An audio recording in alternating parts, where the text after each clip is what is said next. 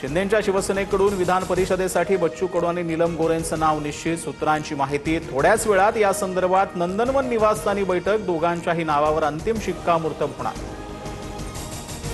शिवसेनेत पक्ष विलीन करण्यासाठी बच्चू कडू सकारात्मक, दिव्यांग आणि शेतकऱ्यांना न्याय मिळत असेल तर शिंदेंसोबत जायला हरकत काय, पण नुसत्या आमदारकीसाठी सोबत जाणार नाही, बच्चू कडूंची भूमिका।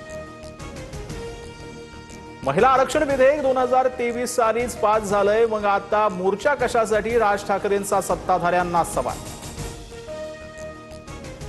बोरिवलीमध्ये मनसे कार्यकर्ते सचिन कदमकडून महिलेला बेदम मारहाण, मुलांमधील भांडणादरम्यान महिलेला मारहाण झाल्याची माहिती। महिलेला घरात घुसून अमानुषपणे मारहाण केल्याचा व्हिडिओ व्हायरल।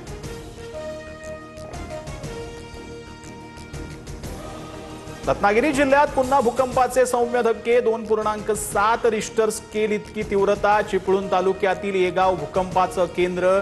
यापूर्वी 12 मार्चलाच भूकंपाचे धक्के जाणवले होते। पत्रासाड रहिवाशांना म्हाडाकडून 10% भाडेवाढ देण्याचा निर्णय। इमारतीची आणि घराची दुरुस्ती करून देण्याचे म्हाडाला निर्देश। परिसरात मंदिर उभारलं जाणार। कंत्राटदाराकडून काम करून घेण्यासाठी म्हाडा अधिकारी आणि रहिवाशांची समिती।